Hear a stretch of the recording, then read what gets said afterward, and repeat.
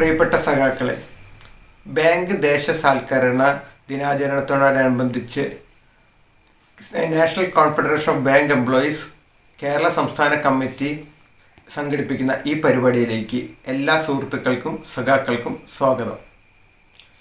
Bank ദേശസാൽക്കരണത്തിൻ്റെ പ്രസക്തിയെ സംബന്ധിച്ചും അതിന്ന് നേരിടുന്ന വെല്ലുവിളികളെ സംബന്ധിച്ചും നമ്മോട് സംവദിക്കുവാനായും ഈ പരിപാടി ഉദ്ഘാടനം ചെയ്യുന്നതിനായും ഇവിടെ ചേരുന്നത് ബഹുമാനപ്പെട്ട കേരള നിയമസഭാ സ്പീക്കർ ശ്രീ MP രാജേഷ് അവർകളാണ്. നിങ്ങൾ ഓരോരുത്തർക്കും പേരിലും ഞാൻ അദ്ദേഹത്തിന് ഇവിടെ സ്വാഗതം ചെയ്യുന്നു. ഇന്നത്തെ ഈ ദിനാചരണ പരിപാടിയിൽ ആമുഖമായി സംസാരിക്കുന്നത് national confederation of bank employees സംസ്ഥാന ജനറൽ സെക്രട്ടറി സഖാവ് അഖിൽ സത്യനാണ്. അദ്ദേഹത്തിനെയും സ്വാഗതം ചെയ്യുന്നു. നന്ദി രേഖപ്പെടുത്തുന്നത് national confederation of Kerala vice president സഖാവ് G രഞ്ജിത്ത്, അദ്ദേഹത്തിനെയും സ്വാഗതം ചെയ്യുന്നു. ഇന്നത്തെ ഈ ദിനാചരണത്തിൻ്റെ ആമുഖമായി സംസാരിക്കുന്നതിനായി സഖാവ് അഖിൽ സത്യനെ ക്ഷണിക്കുന്നു.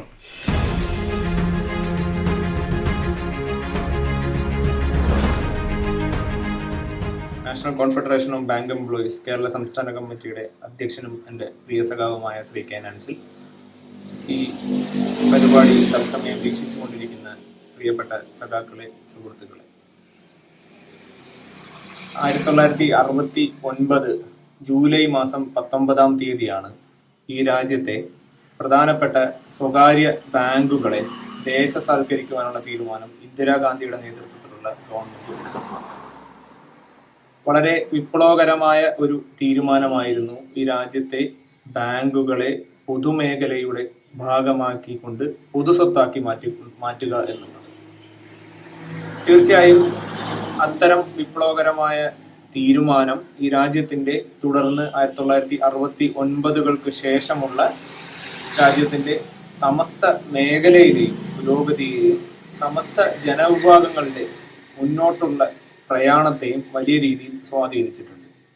നമുക്ക് നമ്മുടെ ചുറ്റുപാട് നോക്കിയാൽ തന്നെ അറിയാം, പൊതുമേഖലാ ബാങ്കുകൾ ഇന്നും ഈ രാജ്യത്തെ പ്രധാനപ്പെട്ട എല്ലാ തരത്തിലുള്ള സഹായങ്ങളും പൊതുജനങ്ങൾക്ക് നൽകുന്നത് പൊതുമേഖലാ ബാങ്കുകൾ തന്നെയാണ്. വിദ്യാഭ്യാസ വായ്പയാണെങ്കിലും, ചെറുകിട ഇടത്തര കാർഷിക വായ്പകളാണെങ്കിലും, റീറ്റെയിൽ മേഖലയിൽ ഭവന കാർ വായ്പകളാണെങ്കിലും, SME സെക്ടറിലും MSMEകൾക്കും നൽകുന്ന വായ്പകളാണെങ്കിലും, ഗവൺമെന്റിന്റെ സോഷ്യൽ സർവീസ് സ്കീമുകളുടെ അതിനെ വിജയിപ്പിക്കുന്നതിലായാലും ഒക്കെയും പൊതുമേഖലാ ബാങ്കുകൾ തന്നെയാണ് മുൻപന്തിയിൽ ഈ 2021 നിൽക്കുന്നത് എന്ന വസ്തുതയും നാം കാണേണ്ടതുണ്ട്. ദേശസാൽക്കരണം 52 വർഷങ്ങൾ പൂർത്തീകരിച്ച് 53-ാം വർഷത്തിലേക്ക് കടക്കുകയാണ്. നമുക്കറിയാം, നമ്മുടെ രാജ്യത്ത്, ലോകത്ത് ഇന്ന് നിലനിൽക്കുന്ന സ്ഥിതിവിശേഷത്തെ സംബന്ധിച്ച് കോവിഡ് മഹാമാരി ലോകത്താകമാനമുള്ള തൊഴിലാളികളെയും ദരിദ്രരെയും വലിയ രീതിയിൽ ബാധിക്കുന്നുണ്ട് എന്നുള്ള വസ്തുതയ്ക്ക് നേരെ നാം കണ്ണടയ്ക്കാൻ പാടില്ല. വലിയ തോതിലുള്ള തൊഴിൽ നഷ്ടങ്ങൾ, ശമ്പളം വെട്ടിച്ചുരുക്കലുകൾ, ജോലി നഷ്ടപ്പെടലുകൾ, നിരവധിയായിട്ടുള്ള തൊഴിലാളികൾ നേരിടുന്ന പ്രതിസന്ധി, അവരുടെ ആനുകൂല്യങ്ങൾ ലഭ്യമാകാതിരിക്കൽ, അവർക്ക് മെച്ചപ്പെട്ട ഒരു സ്ഥിതി, ജീവിത നിലവാരത്തിലേക്ക് തൊഴിലെടുത്തുകൊണ്ട് മുന്നോട്ട് പോകുവാനോ അവരുടെ കുടുംബത്തെ മുന്നോട്ട് കൊണ്ടുപോകുവാനോ സാധിക്കാത്ത തരത്തിൽ ഉള്ള സ്ഥിതിവിശേഷം ലോകത്താകമാനം നിലനിൽക്കുകയാണ്. അത് തുടരുകയാണ്. ഈ മഹാമാരിയെ നേരിടുന്നതിനിടയിൽ മഹാമാരിക്ക് മുന്നിൽ നമ്മുടെ പ്രിയപ്പെട്ട സഖാക്കൾ ജീവൻ വെടിഞ്ഞിട്ടുണ്ട്, നിരവധി മനുഷ്യർ ജീവൻ വെടിഞ്ഞിട്ടുണ്ട്. അവരെയൊക്കെ ഈ അവസരത്തിൽ നാം ഓർമ്മിക്കുകയാണ്. ഈ കോവിഡിന്റെ പ്രതിസന്ധി കാലഘട്ടത്തിൽ തന്നെയാണ് 2020 ഇന്ത്യ രാജ്യം ഭരിക്കുന്ന ഗവൺമെന്റ് പൊതുമേഖലാ ബാങ്കുകളെ ലയിപ്പിക്കുവാനുള്ള തീരുമാനവുമായി മുന്നോട്ട് പോയിട്ടുള്ളത്. 10 പൊതുമേഖലാ ബാങ്കുകളെ ലയിപ്പിച്ചുകൊണ്ട് 4 ചുരുക്കിയ പ്രക്രിയ 2020 ഏപ്രിൽ മാസത്തിൽ നാം കണ്ടതാണ്. അതിന് മഹാമാരിയോ സാമ്പത്തിക പ്രതിസന്ധിയോ ലോകത്താകമാനം നിലനിൽക്കുന്ന അരക്ഷിതാവസ്ഥയോ ഒന്നും തന്നെ തടസ്സമായിട്ടില്ല എന്നുള്ളത് കൃത്യമായും ഈ ഗവൺമെന്റിന്റെ നയം എങ്ങോട്ടാണ് എന്ന് തന്നെയാണ് വിരൽ ചൂണ്ടുന്നത്. ഈ കാലഘട്ടത്തിലൊക്കെയും, ഈ പ്രതിസന്ധി കാലഘട്ടത്തിലും ഇന്ന് മനുഷ്യർ, തൊഴിലാളികളൊക്കെയും മുന്നോട്ടുള്ള പോക്കിന് കഷ്ടപ്പെടുമ്പോഴാണ് നമുക്ക് ചുറ്റും നടക്കുന്നതിനെതിരെ നാം കണ്ണ് അടച്ചു പിടിച്ചിട്ട് കാര്യമില്ല. നാം കണ്ണ് തുറന്നുകൊണ്ട് തന്നെ അതിനെയും ഒക്കെ വീക്ഷിക്കേണ്ടത്. ഇന്ധനത്തിന്റെയും പാചകവാതകത്തിന്റെയും വിലവർദ്ധനവ് തൊഴിലാളികളെ, നാം ഉൾപ്പെടെയുള്ള തൊഴിലാളികളെ വലിയ രീതിയിൽ ബാധിക്കുന്നുണ്ട് എന്ന വസ്തുത നാം അംഗീകരിക്കേണ്ടതുണ്ട്. അത് തീർച്ചയായും ജനദ്രോഹപരമായിട്ടുള്ള ഇത്തരം നിലപാടുകൾ നമ്മുടെയും ബജറ്റുകളെ, കുടുംബ ബജറ്റുകളെ തകിടം മറിക്കുന്നുണ്ട് എന്ന് നാം പറയേണ്ട സമയമായിരിക്കുന്നു.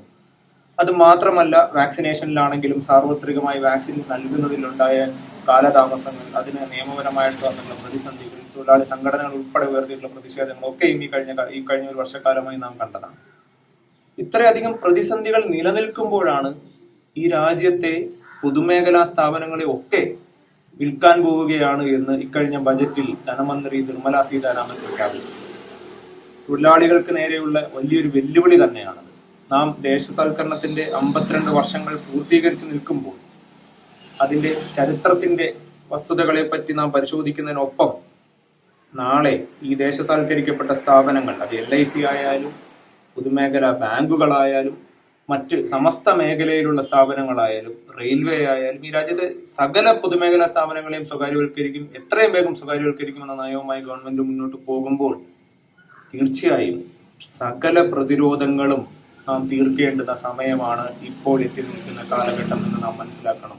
നമുക്ക് ചുറ്റുമുള്ള സാഹചര്യം നമുക്ക് അനുകൂലമല്ലെങ്കിൽ പോലും, ഈ ലോകത്ത് വലിയ പ്രതിസന്ധി നേരിടുന്നുണ്ടെങ്കിലും വലിയ അരക്ഷിതാവസ്ഥ നിലനിൽക്കുന്നുണ്ടെങ്കിലും ഇതെല്ലാം തൊഴിലാളിയെ വീണ്ടും ചൂഷണം ചെയ്യുവാനായിട്ടുള്ള ഒരു അവസരമാക്കി ഭരണാധികാരികൾ ഉപയോഗിക്കുകയാണ് എന്ന് തിരിച്ചറിഞ്ഞുകൊണ്ട് തൊഴിലാളി വിരുദ്ധമായ എല്ലാ നീക്കങ്ങൾക്കും നയങ്ങൾക്കുമെതിരെ നാം ഒറ്റക്കെട്ടായി തൊഴിലാളികളെ സംഘടിപ്പിച്ചുകൊണ്ട് മുന്നോട്ട് നമുക്ക് സാധ്യമാകുന്ന തരത്തിലുള്ള എല്ലാ പ്രതിരോധങ്ങളും തീർക്കണം എന്നും ഈ അവസരത്തിൽ ഞാൻ ഓർമ്മിപ്പിക്കുകയാണ്. ഇന്ന് ഈ 52ാം ദേശസാൽക്കരണം പൂർത്തീകരിച്ച് 53ാം വർഷത്തിലേക്ക് കടക്കുമ്പോൾ ബാങ്ക് ദേശസാൽക്കരണ ദിനാചരണം നാഷണൽ കോൺഫെഡറേഷൻ ഓഫ് ബാങ്ക് എംപ്ലോയീസിന്റെ കേരള സംസ്ഥാന കമ്മിറ്റി പങ്കെടുപ്പിച്ചിട്ടുള്ള ഈ പരിപാടി ഉദ്ഘാടനം ചെയ്തുകൊണ്ട് മുഖ്യപ്രഭാഷണം നടത്തുന്നത് 15ാം കേരള നിയമസഭയുടെ നാഥനായിട്ടുള്ള സ്പീക്കറായിട്ടുള്ള ശ്രീ MP രാജേഷ് അവർകളാണ്.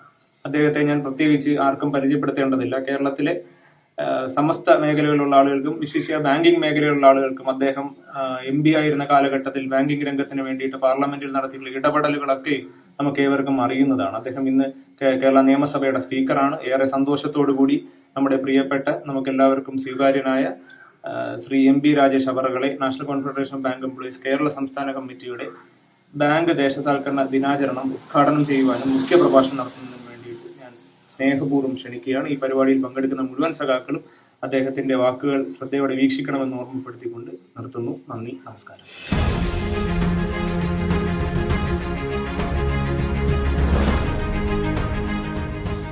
പ്രിയപ്പെട്ട സുഹൃത്തുക്കളെ, നാഷണൽ കോൺഫെഡറേഷൻ ഓഫ് ബാങ്ക് എംപ്ലോയീസിന്റെ കേരള സംസ്ഥാന കമ്മിറ്റി സംഘടിപ്പിച്ചിട്ടുള്ള ബാങ്ക് ദേശസാൽക്കരണ ദിനാചരണ പരിപാടികൾ ഉദ്ഘാടനം ചെയ്യുന്നതായി ഞാൻ അറിയിക്കുകയാണ്. ബാങ്ക് ദേശസാൽക്കരണത്തിന്റെ 53ാം വാർഷിക ദിനമാണ് ജൂലൈ 19. 1969 ജൂലൈ 19 അന്നത്തെ പ്രധാനമന്ത്രി ഇന്ദിരാഗാന്ധി 14 പ്രധാന സ്വകാര്യ ബാങ്കുകളുടെ ദേശസാൽക്കരണ നടപടി പ്രഖ്യാപിച്ചത്. അതിനുശേഷം 1980 6 ബാങ്കുകളെ കൂടി ദേശസാൽക്കരിക്കുകയുണ്ടായി.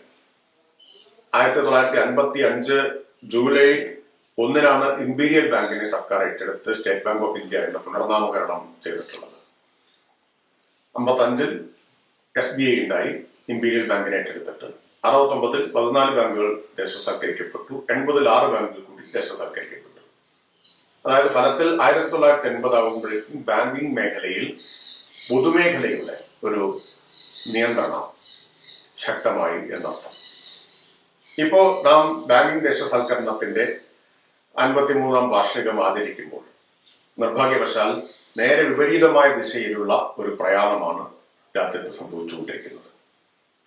സ്വകാര്യ ബാങ്കുകളുടെ ദേശസാൽക്കരണം ആണ് 69 നടന്നത് എങ്കിൽ ദേശസാൽക്കരിക്കപ്പെട്ട കഴിഞ്ഞ അരനൂറ്റാണ്ട് കൊണ്ട് വളർന്നു വലുതായ നമ്മുടെ സമ്പദ്ഘടനയുടെ തന്നെ നട്ടെല്ലായ പൊതുമേഖലാ ബാങ്കുകളെ ആകെ സ്വകാര്യവൽക്കരിക്കാനുള്ള പ്രക്രിയ വളരെ ദൂരം മുന്നോട്ടു പോയിരിക്കുന്ന സന്ദർഭത്തിലാണ് നാം ഈ 53ാം വാർഷികം ആചരിക്കുന്നത്. ആ പുനർ സ്വകാര്യവൽക്കരണത്തിന്റെ പ്രക്രിയക്കെതിരായിട്ടുള്ള ചെറുത്തുനിൽപ്പ് ശക്തിപ്പെടുന്ന സന്ദർഭം കൂടിയാണ്. അതുകൊണ്ട് പുനർ സ്വകാര്യവൽക്കരണത്തിനെതിരായിട്ടുള്ള പോരാട്ടത്തെ ശക്തിപ്പെടുത്താൻ ഉപകരിക്കുന്നതാണ് ദേശസാൽക്കരണ ദിനാചരണത്തിന്റെ പരിപാടികൾ.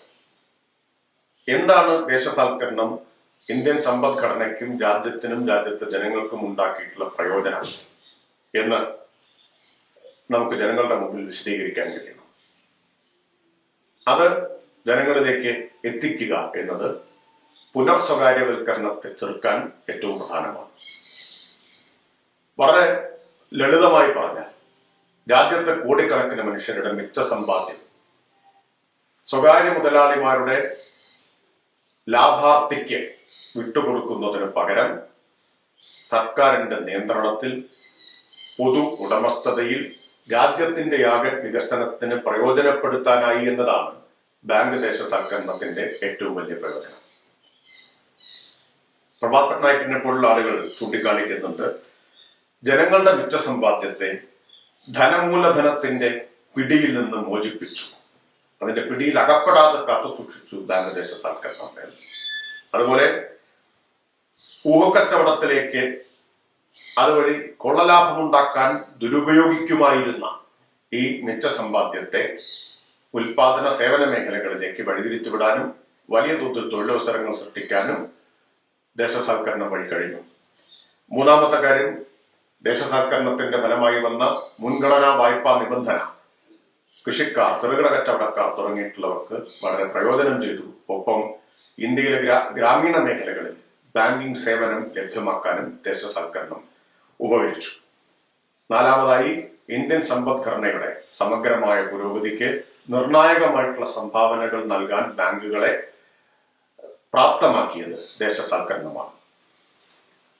ദേശസാൽക്കരണത്തോടൊപ്പം പൊതുവായി ബാങ്കിംഗ് മേഖലയിൽ നടപ്പാക്കിയിട്ടുള്ള സാമൂഹിക നിയന്ത്രണം സ്വകാര്യ ബാങ്കുകളെ പോലും രാഷ്ട്ര നിർമ്മാണത്തിൽ പങ്കാളികളാക്കാൻ സഹായിച്ചതാണ്. സ്വകാര്യ ബാങ്കുകൾ പോലും പഞ്ചവത്സര പദ്ധതികൾക്ക് വിഭവ സമാഹരണത്തിലും മറ്റും സഹായിച്ചത് ഈ ദേശസാൽക്കരണത്തിന്റെ ഫലമായി ഇന്ത്യൻ ബാങ്കിംഗ് മേഖലയിൽ പൊതുവായിട്ടുണ്ടായ സാമൂഹിക നിയന്ത്രണങ്ങളാണ്. 69 ദേശസാൽക്കരണത്തിന് ശേഷം 70കളിലും 80കളിലും രാജ്യത്ത് പ്രകടമായിട്ടൊരു മാറ്റം ദൃശ്യമായി. പൊതുമേഖലയുടെ വളർച്ച, അതുപോലെ പശ്ചാത്തല സൗകര്യ മേഖലകളിൽ ഉണ്ടായിട്ടുള്ള വലിയ നിക്ഷേപം, അതിലെല്ലാം ഈ ബാങ്ക് ദേശസാൽക്കരണം പ്രധാനപ്പെട്ട പങ്ക് വഹിച്ചിട്ടുണ്ട്. ഹരിത വിപ്ലവം വിജയിപ്പിക്കുന്നതിൽ, കാർഷിക രംഗത്ത് വലിയ മാറ്റമുണ്ടാക്കുന്നതിൽ വളരെ പ്രധാനപ്പെട്ട പങ്കാണ് ബാങ്ക് ദേശസാൽക്കരണം വഹിച്ചിട്ടുള്ളത്. എന്നാൽ 90കളായപ്പോഴേക്കും സ്ഥിതിഗതികളിൽ മാറ്റം വന്നു.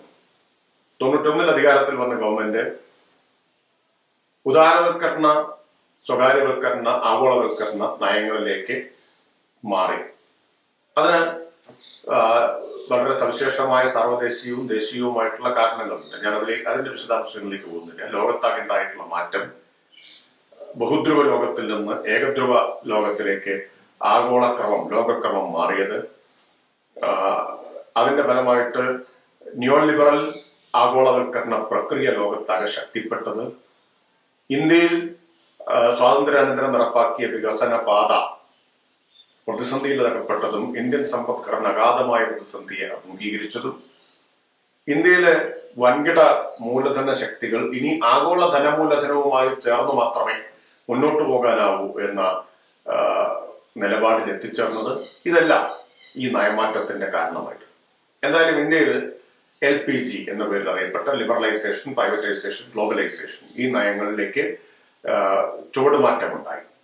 ആ നയങ്ങളുടെ ഫലമായിട്ട് സമ്പദ്ഘടനയുടെ എല്ലാ മേഖലകളെയും ഉദാരവൽക്കരിക്കുകയും സ്വകാര്യവൽക്കരിക്കുകയും ചെയ്യുക എന്ന അജണ്ട നടപ്പാക്കി തുടങ്ങി.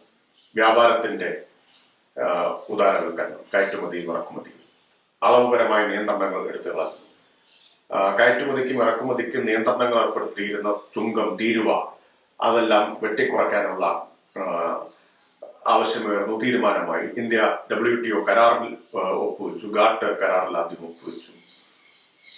പിന്നെ WTOയുടെ നിബന്ധനകൾ നടപ്പാക്കാൻ തുടങ്ങി. വ്യാപാര ഉദാരവൽക്കരണം. അതുപോലെ തന്നെ മറ്റൊരു പ്രധാനപ്പെട്ട അജണ്ടയായിരുന്നു പൊതു ആസ്തികൾ, പൊതു സ്വത്ത് സ്വകാര്യവൽക്കരിക്കുക എന്നത്. സർക്കാർ പൊതുമേഖലയെ കെട്ടിപ്പടുക്കേണ്ട ഉത്തരവാദിത്വം നിർവഹിക്കേണ്ടതില്ല. എല്ലാ മേഖലകളിൽ നിന്നും സർക്കാർ പിന്മാറണം.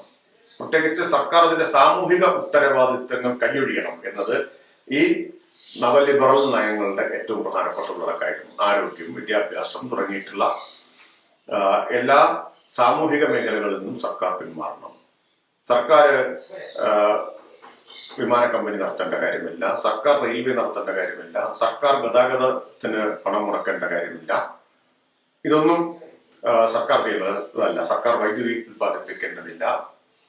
ഇങ്ങനെ ഒരു വാദം, doing business is not the business of government എന്ന വാദം 80കളുടെ തുടക്കത്തിൽ മാർഗരറ്റ് താച്ചറും മറ്റും ബ്രിട്ടനിൽ ഉയർത്തിയ അതേ വാദം ഇന്ത്യയിലും ഈ നയങ്ങളുടെ ഭാഗമായിട്ട് ശക്തമായിട്ട് തന്നെ ഉയർന്നു വന്നു. ഗവൺമെന്റ് എല്ലാ മേഖലകളിൽ നിന്നും പിന്മാറാൻ തുടങ്ങി.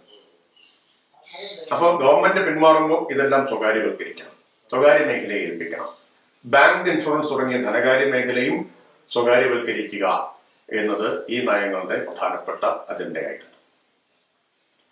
എന്നാൽ 90കൾക്ക് ശേഷം ഉദ്ദേശിച്ചത്ര വേഗത്തിൽ ഈ സ്വകാര്യവൽക്കരണവുമായിട്ട് മുന്നോട്ട് പോകാൻ മാറി മാറി വന്ന ഗവൺമെന്റുകൾക്ക് കഴിഞ്ഞില്ല. നമ്മൾ ഓർമ്മിക്കണം, 91 ശേഷം ഇന്ത്യയിൽ ഇന്നോളം അധികാരത്തിൽ വന്ന എല്ലാ ഗവൺമെന്റുകളും ഇതേ നയം തന്നെയാണ് അണുവിട തെറ്റാതെ പാലിച്ചു പോന്നിട്ടുള്ളത് എന്നത്. യഥാർത്ഥത്തിൽ 91 ശേഷം ഇന്ത്യയിൽ ഭരണമാറ്റം മാത്രമേ ഉണ്ടായിട്ടുള്ളൂ, നയമാറ്റം ഉണ്ടായിട്ടില്ല. ഗവൺമെന്റുകൾ മാറി, പക്ഷെ ഒരേ നയം തുടർന്നു. അതിന് കാരണം ഇന്ത്യയിലെ ഭരണവർഗ രാഷ്ട്രീയ പാർട്ടികൾക്കെല്ലാം ഇടയിൽ നിലനിന്ന ഒരു സമവായമാണ്. അത് വൻകിട മൂലധന താല്പര്യങ്ങൾ സംരക്ഷിക്കുന്നതിലൊരു സമവായം ഉണ്ടായിരുന്നു. അതുകൊണ്ട് തന്നെ ഉദാരവൽക്കരണ നയം തുടരണമെന്ന കാര്യത്തിലും വ്യത്യസ്ത രാഷ്ട്രീയ പാർട്ടികൾക്കിടയിൽ സമവായം ഉണ്ടായിരുന്നു. കാരണം ഈ രാഷ്ട്രീയ പാർട്ടികൾ മഹാഭൂരിപക്ഷവും ഇന്ത്യയിലെ ഭരണവർഗത്തിന്റെ താല്പര്യങ്ങളെ പ്രതിനിധീകരിക്കുന്നവയാണ്. അവർ ഭരണപക്ഷത്താണെങ്കിലും പ്രതിപക്ഷത്താണെങ്കിലും ഈ നയങ്ങളുടെ കാര്യത്തിൽ യോജിപ്പായിരുന്നു എന്നത് നമുക്ക് കാണാൻ കഴിയും. അപ്പൊ അതുകൊണ്ട് ഇതേ നയം കഴിഞ്ഞ 3 പതിറ്റാണ്ടായിട്ട് ഇന്ത്യയിൽ നടപ്പാക്കിക്കൊണ്ടിരിക്കുമ്പോഴും ആ നയത്തിന്റെ ധനമേഖലയിലെ ബാങ്ക്, ഇൻഷുറൻസ് മേഖലകളിലെ നടപ്പാക്കലിന്റെ ഗതിവേഗത്തെ നിയന്ത്രിക്കാൻ, അതിന് കൊച്ചുവിലങ്ങിടാൻ ഒരു പരിധിവരെ കഴിഞ്ഞിട്ടുണ്ട്. അതിന് കാരണം ബാങ്ക്, ഇൻഷുറൻസ് മേഖലയിലെ ജീവനക്കാർ നടത്തിയിട്ടുള്ള അതിശക്തമായിട്ടുള്ള ചെറുത്തുനിൽപ്പാണ്. അതോടൊപ്പം പുറത്ത് സ്വകാര്യവൽക്കരണത്തിനെതിരായിട്ട് ഉയർന്നു വന്നിട്ടുള്ള പൊതുവായ ജനകീയ പ്രക്ഷോഭങ്ങളുമാണ്. അതുകൊണ്ട് വേണ്ടത്ര ഉദ്ദേശിച്ച വേഗത്തിൽ ഈ സ്വകാര്യവൽക്കരണം പൂർത്തിയാക്കാൻ കഴിഞ്ഞിട്ടില്ല. പക്ഷെ ഇപ്പോ കഴിഞ്ഞ 2014 ശേഷം അക്കാര്യത്തിൽ ഒരു ഗതിവേഗം നമുക്ക് കാണാൻ പറ്റും. എന്ത് വില കൊടുത്തും സ്വകാര്യവൽക്കരണം പൂർത്തിയാക്കുക എന്നൊരു സമീപനം നമുക്ക് കാണാൻ കഴിയും. അതുകൊണ്ടാണ് 2017 ഇന്ത്യയിൽ 27 പൊതുമേഖലാ ബാങ്കുകൾ ഉണ്ടായിരുന്ന സ്ഥാനത്ത് ഇപ്പോൾ ഉള്ളത് വെറും 12 പൊതുമേഖലാ ബാങ്കുകളാണ്. അത് പൊതുമേഖലാ ബാങ്കുകളെ പരസ്പരം ലയിപ്പിച്ചുകൊണ്ട് പൊതുമേഖലാ ബാങ്കുകളുടെ എണ്ണം കുറച്ചു. എന്തിനു വേണ്ടിയാണ് ലയനവും എണ്ണം കുറയ്ക്കലും നടക്കുന്നത്? സ്വകാര്യവൽക്കരണത്തെ സുഗമമാക്കാനാണ്. പൊതുമേഖലാ ബാങ്കുകളുടെ എണ്ണം കുറയ്ക്കുക, എന്നിട്ട് അവയെ കോർപ്പറേറ്റുകൾക്ക് കൈമാറുക. അതാണ് ആ പ്രക്രിയ ഇപ്പോ പാതി വഴി പിന്നിട്ടിരിക്കുന്നു എന്ന് പറയാം. അതോടൊപ്പം കോർപ്പറേറ്റുകൾക്ക് ബാങ്കിങ് ലൈസൻസ് കൊടുക്കാൻ കേന്ദ്ര സർക്കാർ തീരുമാനിച്ചു കഴിഞ്ഞു. വലിയ വിമർശനം ഉണ്ടാക്കിയിട്ടുള്ള തീരുമാനമായിരുന്നു.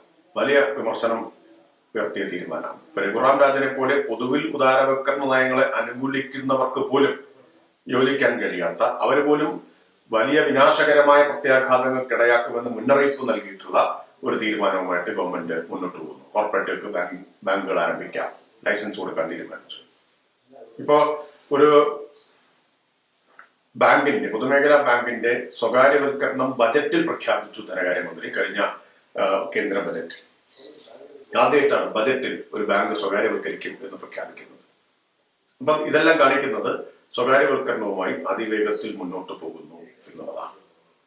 ഏത് സന്ദർഭത്തിലാണ് ഈ മുന്നോട്ട് പോക്ക് എന്ന് നോക്കണം. ഇന്ത്യയിലെ സ്വകാര്യ ബാങ്കുകൾ, കോർപ്പറേറ്റ് ബാങ്കുകൾ ഇന്ന് അങ്ങേയറ്റത്ത് മിസ്ഗവേണൻസിന്റെ മാതൃകകളായി മാറിയിരിക്കുന്ന ഒരു കാലത്താണ്. ഇന്ത്യയിലെ ബാങ്കിങ് മേഖലയാകെ പ്രതിസന്ധിയെ അഭിമുഖീകരിക്കുന്ന സമയത്താണ് ഈ സ്വകാര്യവൽക്കരണവുമായിട്ട് മുന്നോട്ട് പോകുന്നത് എന്ന് നോക്കണം. 2 തരത്തിൽ കോർപ്പറേറ്റുകൾ ഇന്ത്യൻ ബാങ്കിങ് മേഖലയെ പ്രതിസന്ധിയിലേക്ക് തള്ളിവിട്ടിരിക്കുന്നു. ഒന്ന്, പൊതുമേഖലാ ബാങ്കുകളെ തങ്ങളുടെ പ്രാകൃത മൂലധന സമാഹരണത്തിനുള്ള ഉപാധിയാക്കി മാറ്റി പൊതുമേഖലാ ബാങ്കുകളിലെ ജനങ്ങളുടെ മിച്ച സമ്പാദ്യത്തെ കൊള്ളയടിച്ചുകൊണ്ട് ബാങ്കിംഗ് മേഖലയെ പ്രതിസന്ധിയിലാക്കിയിരിക്കും. 2014-15 ഏതാണ്ട് 3 ലക്ഷം കോടിയാണ് പൊതുമേഖലാ ബാങ്കുകളിലെ കിട്ടാക്കണമെങ്കിൽ ഇന്നത് 9 ലക്ഷം കോടിയായിട്ട് മാറിയിരിക്കുന്നു. അപ്പോ കിട്ടാക്കടത്തിൽ വലിയ വർധനമുണ്ടായി. എങ്ങനെയാണ് ഇതുണ്ടായത്? ഈ കിട്ടാക്കടത്തിന്റെ സിംഹഭാഗം ആരാണ് അതിന് ഉത്തരവാദികൾ? പ്രധാനമായിട്ടും വൻകിട കോർപ്പറേറ്റുകളാണ് എന്ന് നമുക്ക് കാണാൻ പറ്റും. ഇപ്പോ കിട്ടാക്കടത്തിന്റെ 50% വൻകിട കോർപ്പറേറ്റുകളുടേതാണ്. 100 കോർപ്പറേറ്റുകൾ വരുത്തിയതാണ് എന്നാണ് കണക്ക്. മൊത്തം കിട്ടാക്കടത്തിന്റെ പകുതിയും 100 വൻകിട കോർപ്പറേറ്റുകൾ വരുത്തിയിട്ടുള്ളതാണ്. ഇതിൽ തന്നെ ഏറ്റവും വലിയ 12 കിട്ടാക്കടങ്ങൾ 3,40,50,000 കോടിയാണ്. 12 കോർപ്പറേറ്റുകൾ തിരിച്ചടയ്ക്കാനുള്ള കടം 3,40,50,000 കോടി. മൊത്തം കിട്ടാക്കടത്തിന്റെ ഏതാണ്ട് 4/1. ഈ നിലയിൽ കോർപ്പറേറ്റുകൾ പൊതുമേഖലാ ബാങ്കുകളെ പൊതുസ്വത്ത് ചോർത്താൻ വേണ്ടി ഉപയോഗിക്കുക, ജനങ്ങളുടെ മിച്ച സമ്പാദ്യത്തെ കൊള്ളയടിക്കുക. പൊതുമേഖലാ ബാങ്കുകളിൽ നിന്ന് വൻതോതിൽ വായ്പ എടുക്കുന്നു, തിരിച്ചടയ്ക്കുന്നില്ല, തിരിച്ചടയ്ക്കാതെ വായ്പ റീസ്ട്രക്ചറിങ് എന്നെല്ലാമുള്ള പേരിൽ വായ്പ ഫലത്തിൽ എഴുതിത്തള്ളുന്നു. അതുപോലെ എവർഗ്രീനിങ്, ഒരു പൊതുമേഖലാ ബാങ്കിന്റെ കിട്ടാക്കടം മറ്റൊരു പൊതുമേഖലാ ബാങ്ക് ഏറ്റെടുക്കുന്നതാണ് എവർഗ്രീനിങ്. പിന്നെ കിട്ടാക്കടങ്ങൾ NCLTക്ക്, നാഷണൽ കമ്പനി ലോ ട്രൈബ്യൂണൽ, അവർക്ക് റഫർ ചെയ്തത് ഹെയർ കട്ട് എന്ന പേരിൽ എഴുതി തള്ളുക. ഏറ്റവും ഒടുവിൽ ഇത്തരത്തിൽ സെറ്റിൽ ചെയ്തിട്ടുള്ള ഒരു വായ്പ അതിന്റെ 93.5% വൺ ടൈം സെറ്റിൽമെന്റിലൂടെ ഹെയർ കട്ട് ചെയ്തു കൊടുത്ത്, എന്ന് പറഞ്ഞാൽ 93.5% എഴുതി തള്ളി നടത്തും. വൺ ടൈം സെറ്റിൽമെന്റിലൂടെ ഹെയർ കട്ട് എന്നാണ് കൊടുത്തിട്ടുള്ള പേര്. അതുപോലെ തന്നെ മറ്റൊരു പ്രമുഖ കമ്പനിയുടെ വായ്പയുടെ 95.8% എഴുതി തള്ളിക്കൊണ്ടാണ് NCLT, national company law tribunal, മറ്റൊരു ഗ്രൂപ്പിന് അത് കൈമാറിയത്. ഈ തരത്തിലുള്ള റീസ്ട്രക്ചറിങ്, എവർഗ്രീനിങ്, കിട്ടാക്കടങ്ങളുടെ എഴുതിത്തള്ളൽ, ഹെയർ കട്ട്, ഇതിന്റെ എല്ലാം ഫലമായി പേരെന്ത് വിളിച്ചാലും ഈ ഫലത്തിൽ വൻകിട കോർപ്പറേറ്റുകളുടെ കടം എഴുതിത്തള്ളുന്ന ഈ നടപടികൾ പൊതുമേഖലാ ബാങ്കുകളുടെ ലാഭക്ഷമതയെ ഗണ്യമായി സാരമായി ബാധിച്ചിട്ടുണ്ട്. അങ്ങനെ പൊതുമേഖലാ ബാങ്കുകളെ ആകെ പ്രതിസന്ധിയിലാക്കുന്നതിൽ ഒന്നാം പ്രതി എന്ന് പറയുന്നത് കോർപ്പറേറ്റുകളാണ്. ആ കോർപ്പറേറ്റുകൾക്ക് ഇതേ പൊതുമേഖലാ ബാങ്കുകളെ കൈമാറുന്നതിലേക്കാണ് സ്വകാര്യവൽക്കരണം നയിക്കുക. ഈ കോർപ്പറേറ്റ് കമ്പനികൾ തന്നെയാണ് ഈ പൊതുമേഖലാ ബാങ്കുകളെ ഏറ്റെടുക്കാൻ, സ്വകാര്യവൽക്കരിക്കപ്പെടുമ്പോൾ ഏറ്റെടുക്കാൻ കഴുകൻ കണ്ണുകളുമായി വട്ടമിട്ട് പറക്കുന്നത് എന്നത് വലിയ ഒരു ദുരന്തമായി. ആരാണോ പൊതുമേഖലാ ബാങ്കുകളെ സ്ഥിതിയിലാക്കിയതിന്റെ മുഖ്യ ഉത്തരവാദികൾ, അവർ തന്നെ നാളെ ഇതിന്റെ നടത്തിപ്പുകാരും സൂക്ഷിപ്പുകാരുമായി മാറുന്നത് എത്ര ഭയാനകമായിട്ടുള്ളൊരു കാര്യമാണ്. രണ്ടാമത്തേത്, കോർപ്പറേറ്റുകൾക്ക് ബാങ്ക് തുടങ്ങാൻ ലൈസൻസ് കൊടുക്കുന്നു എന്നുള്ളതാണ്. എന്താണ് നിലവിൽ ഇന്ത്യയിലെ കോർപ്പറേറ്റ് ബാങ്കുകളുടെ, സ്വകാര്യ ബാങ്കുകളുടെ സ്ഥിതി എന്താണ്? മിസ് ഗവേണൻസിന്റെ അങ്ങേയറ്റത്തെ ഉദാഹരണങ്ങളാണ് ഇവയെല്ലാം. എങ്ങനെ ഒരു ബാങ്ക് നടത്തരുത് എന്നതിന്റെ തെളിവുകളാണ്. കോർപ്പറേറ്റ് മിസ് ഗവേണൻസിന്റെ ഫലമായിട്ട് തകർന്ന ബാങ്കുകളുടെ നീണ്ട പട്ടിക നമ്മുടെ മുമ്പിലുണ്ട്. ഏറ്റവും ഒടുവിൽ യെസ് ബാങ്ക് വരെയുണ്ട്. ഞാനതിന്റെ മുഴുവൻ വിശദാംശങ്ങളിലേക്കൊന്നും പോകുന്നില്ല. ഇങ്ങനെ കുത്തഴിഞ്ഞ നടപടികളിലൂടെ ബാങ്കുകൾ നടത്തി പരാജയപ്പെട്ടാൽ പിന്നെ ആ ബാങ്കുകളെ രക്ഷിക്കാൻ പൊതുമേഖല തന്നെ രംഗപ്രവേശം ചെയ്യണം. യെസ് ബാങ്കിനെ രക്ഷിക്കാൻ കേന്ദ്ര സർക്കാർ ആവശ്യപ്പെട്ടത് SBIയോടാണ്. SBI പണം കൊടുത്തു, പക്ഷെ യെസ് ബാങ്കിനെ ഏറ്റെടുക്കാൻ സമ്മതിക്കുന്നില്ല. പ്രതിസന്ധിയിൽ നിന്ന് കരകയറ്റാൻ SBI വേണം, പക്ഷെ ഏറ്റെടുക്കാൻ അനുവദിക്കില്ല. അപ്പൊ ഇങ്ങനെ പൊതുമേഖലാ ബാങ്കുകളെ ചോർത്തിയും സ്വന്തം നിലയിൽ നടത്തിയ ബാങ്കുകൾ, കോർപ്പറേറ്റ് ബാങ്കുകളെ നഷ്ടത്തിലേക്കും അടച്ചുപൂട്ടലിലേക്കും തകർച്ചയിലേക്കും തള്ളിവിടുകയും ചെയ്തിട്ടുള്ള അതേ കോർപ്പറേറ്റുകളുടെ കയ്യിൽ ഇന്ത്യൻ ബാങ്കിംഗ് മേഖല അകപ്പെടുന്നത് ആത്മഹത്യാപരമായിരിക്കും. അത്തരമൊരു സന്ദർഭത്തിലാണ് നാം ഈ ബാങ്ക് ദേശസാൽക്കരണത്തിന്റെ 53-ാം വാർഷികം ആചരിക്കുന്നത്. അതുകൊണ്ട് ഈ പുനർ സ്വകാര്യവൽക്കരണത്തെ അതിശക്തമായിട്ട് ചെറുത്തു തോൽപ്പിക്കുക എന്നത് രാജ്യത്തെ ജനങ്ങളുടെ താല്പര്യം സംരക്ഷിക്കാൻ അനിവാര്യമാണ്. എങ്കിൽ മാത്രമേ രാജ്യത്തെ ജനങ്ങളുടെ താല്പര്യവും സമ്പദ്ഘടനയും സംരക്ഷിക്കാൻ കഴിയൂ. ഇന്ത്യൻ സമ്പദ്ഘടന അഗാധമായൊരു പ്രതിസന്ധിയെ മാന്ദ്യത്തെ ഇപ്പൊ അഭിമുഖീകരിക്കുക. യഥാർത്ഥത്തിൽ കോവിഡിന്റെ ഫലമായിട്ട് മാത്രം ഉണ്ടായതല്ല. കോവിഡ് ഉണ്ടാക്കിയത് എന്ന് വരുത്താനാണ് ശ്രമം നടക്കുന്നത്. കോവിഡിന് മുമ്പേ ഇന്ത്യൻ സമ്പദ്ഘടന തളർച്ചയുടെ ലക്ഷണങ്ങൾ പ്രകടിപ്പിച്ചിരുന്നു. കോവിഡിന് മുമ്പ് തന്നെ യഥാർത്ഥത്തിൽ മാന്ദ്യത്തിലേക്ക് പതിച്ചു കഴിഞ്ഞിരുന്നു എന്നതാണ് വസ്തുത. കോവിഡ് ആ സ്ഥിതിഗതികളെ രൂക്ഷമാക്കി മാറ്റി എന്നത് ശരിയാണ്. പക്ഷെ കോവിഡ് കൊണ്ട് മാത്രം ഉണ്ടായതല്ല. വൈറസ് അല്ല വരുത്തി വെച്ചത്. വൈറസിന് മുമ്പേ ന്യൂ ലിബറൽ വൈറസ് ഇന്ത്യൻ സമ്പദ്ഘടനയെ, ഇന്ത്യൻ ബാങ്കിംഗ് മേഖലയെ എല്ലാം പ്രതിസന്ധിയിലാക്കി കഴിഞ്ഞിരുന്നു. ന്യൂ ലിബറൽ വൈറസ് മൂലം തളർന്നു കിടന്നിരുന്ന സമ്പദ് വ്യവസ്ഥയെ കൊറോണ വൈറസ് കൂടുതൽ ദുർബലമാക്കി ഇന്റൻസീവ് കെയർ യൂണിറ്റിലാക്കി എന്നതാണ് വസ്തുത. കൊറോണയുടെ തുടക്കത്തിൽ ചിക്കാഗോയിലെ തെരുവുകളിൽ പ്രത്യക്ഷപ്പെട്ടിട്ടുള്ള ഒരു ചുവരെഴുത്ത് വളരെ പ്രസക്തമാണ്. Corona is the virus, capitalism is the pandemic എന്നാണ് ആ ചുവരെഴുത്ത് ഉണ്ടായിരുന്നത്. അതുപോലെ ഇന്ത്യയിൽ ന്യൂ ലിബറൽ വൈറസ് നേരത്തെ തന്നെ നമ്മുടെ സമ്പദ്ഘടനയെ, ജനജീവിതത്തെ തകർത്തു കഴിഞ്ഞിരുന്നു. അതിന് മുകളിൽ ഇപ്പോൾ കൊറോണ വൈറസിന്റെ ആക്രമണം കൂടി നാം നേരിട്ടുകൊണ്ടിരിക്കുകയാണ്. ഇത്തരമൊരു പ്രതിസന്ധിയിൽ യഥാർത്ഥത്തിൽ ഇന്ത്യൻ സമ്പദ്ഘടനയ്ക്ക് താങ്ങായി നിൽക്കേണ്ടത് എന്താണ്? പൊതുമേഖലാ ബാങ്കുകൾ, പൊതുവിഭവങ്ങളുടെ സാമൂഹികമായ നിയന്ത്രണം, അതുപോലെ വൻതോതിലുള്ള പൊതു നിക്ഷേപം, ഇതെല്ലാമാണ് ഇന്ന് ആവശ്യമായിട്ടുള്ളത്.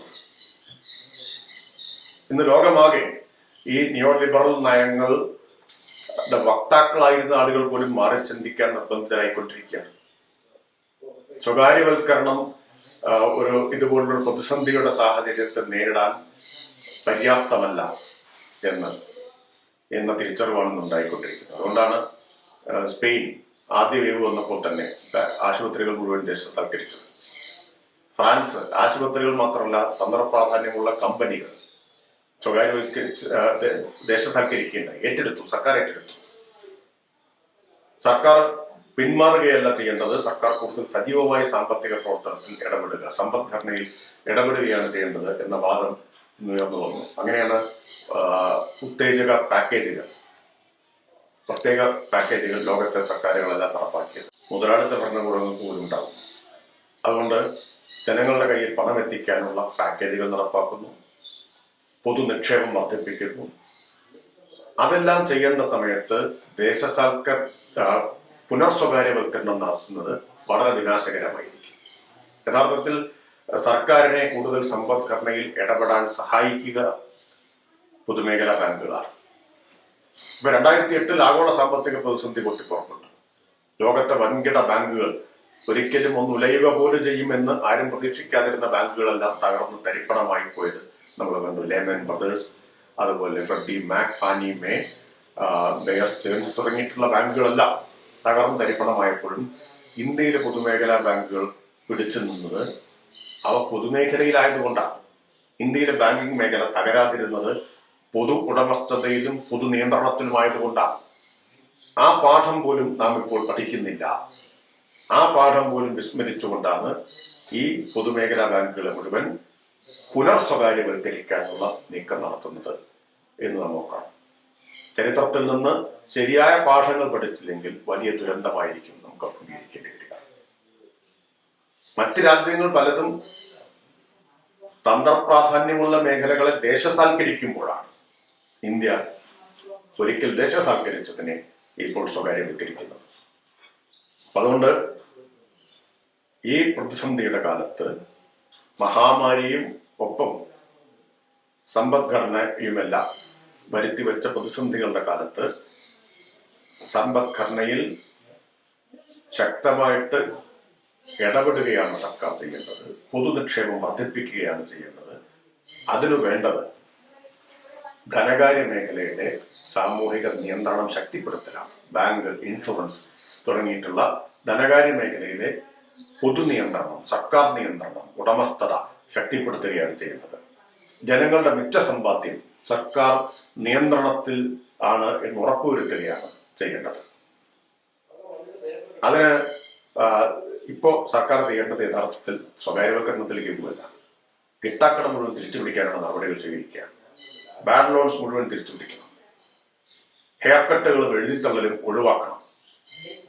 അങ്ങനെ നമ്മുടെ പൊതുമേഖലാ ബാങ്കുകളെ ശക്തിപ്പെടുത്താൻ ഉള്ള നടപടികൾ സ്വീകരിക്കണം. അവയെ ചോർത്തുന്ന നടപടികൾ കോർപ്പറേറ്റ് ശക്തികൾ നടത്തിക്കൊണ്ടിരിക്കുന്ന നടപടികൾക്ക് തടയിടാൻ കഴിയണം. രാജ്യം വിട്ട് ബാങ്കുകളെ കൊള്ളയടിച്ച് രാജ്യം വിട്ട് സുരക്ഷിതരായി കഴിയുന്നവരെ തിരിച്ചുകൊണ്ടുവരണം. അവരിൽ നിന്ന് ഈ കെട്ടാക്കടം തിരിച്ചുപിടിക്കാനുള്ള നടപടികൾ സ്വീകരിക്കണം. അത്തരം നടപടികൾ സ്വീകരിക്കുകയാണ് ഇന്ന് ആവശ്യമായിട്ടുള്ളത്, അല്ലാതെ സ്വകാര്യവൽക്കരണം നടപ്പാക്കുകയല്ല. ബാങ്കുകളുടെ ഉടമസ്ഥത കോർപ്പറേറ്റുകൾക്ക് കൈമാറുക എന്ന് പറഞ്ഞാൽ കള്ളന്റെ കയ്യിൽ താക്കോൽ കൊടുക്കുക എന്ന് പറയുന്നതിന് തുല്യമായിരിക്കും.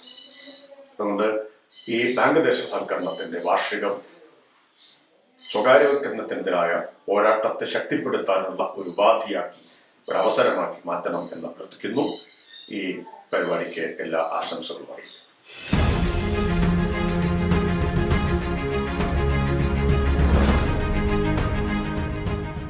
പ്രിയപ്പെട്ട സഹകളെ, എല്ലാവർക്കും national confederation of bank employees Kerala ഘടകത്തിന്റെ അഭിവാദ്യങ്ങൾ. നമ്മൾ ബാങ്ക് ദേശസാൽക്കരണത്തിന്റെ 52ാം വർഷത്തിലേക്ക് പ്രവേശിച്ചിരിക്കുകയാണ്. 1969 ജൂലൈ 19 അന്നത്തെ പ്രധാനമന്ത്രിയായിരുന്ന ശ്രീമതി ഇന്ദിരാഗാന്ധി രാജ്യത്തെ പ്രമുഖ ബാങ്കുകൾ രാഷ്ട്രത്തിന്റെ പൊതുസ്വത്തായിട്ട് പ്രഖ്യാപിക്കുമ്പോൾ, ദേശസാൽക്കരിക്കുമ്പോൾ, അന്നുവരെ ഇന്ത്യൻ ബാങ്കിന്റെ രംഗം കൈയാളിയിരുന്ന സമ്പന്നന്മാരിൽ നിന്നും പാവപ്പെട്ടവർക്കായിട്ട്, കർഷകർക്കായിട്ട്, തൊഴിലാളികൾക്കായിട്ട്, വിദ്യാർത്ഥികൾക്കായിട്ട്, സ്വയം തൊഴിൽ സംരംഭകർക്കായിട്ട് തുറന്നു കൊടുക്കുകയായിരുന്നു. എന്നാൽ 52 വർഷങ്ങൾക്കിപ്പുറം ദേശസാൽകൃത ബാങ്കുകൾ സ്വകാര്യവൽക്കരിക്കാനുള്ള നയങ്ങളുമായി ഇപ്പോഴത്തെ ഗവൺമെന്റ് മുന്നോട്ട് പോവുകയാണ്. ഈ രാജ്യത്തെ കോടിക്കണക്കിന് ജനങ്ങൾക്ക് ആശ്രയമായ കർഷകർക്ക്, തൊഴിലാളികൾക്ക്, വിദ്യാർത്ഥികൾക്ക്, വയോജനങ്ങൾക്ക്, സ്വയം തൊഴിൽ അന്വേഷിക്കുന്നവർക്കായിട്ട് എല്ലാവർക്കും തന്നെ ആശ്രയമായിട്ടുള്ള ഈ പൊതുമേഖലാ ബാങ്കുകൾ സ്വകാര്യവൽക്കരിക്കുന്ന നയങ്ങളിൽ നിന്നും ഗവൺമെന്റ് പിന്മാറണം എന്നാവശ്യപ്പെട്ടുകൊണ്ട് national confederation of bank employees Kerala ഘടകം ഒരു ബഹുജന പ്രക്ഷോഭം തന്നെ സംഘടിപ്പിക്കുകയാണ്. ഈ ബഹുജന പ്രക്ഷോഭത്തിന് ബാങ്ക് ദേശസാൽക്കരണത്തിന്റെ ഈ 52ാമത് വർഷത്തിൽ തുടക്കം കുറിക്കപ്പെടുകയാണ്. ഇന്ന് ഇവിടെ ആരംഭിക്കുന്ന ഈ ബഹുജന പ്രക്ഷോഭത്തിന് എല്ലാവിധ അഭിവാദ്യങ്ങളും അർപ്പിച്ചുകൊണ്ട് സംസാരിച്ചത് നമ്മുടെ ബഹുമാനപ്പെട്ട നിയമസഭാ സ്പീക്കർ ശ്രീ MB രാജേഷ് അവറുകളാണ്. അദ്ദേഹത്തിന് national confederation of bank employees Kerala ഘടകത്തിന്റെ നന്ദി ഞാൻ അറിയിക്കുകയാണ്. കൂടാതെ ഈ പ്രക്ഷോഭത്തിന് അണിനിരന്നിട്ടുള്ള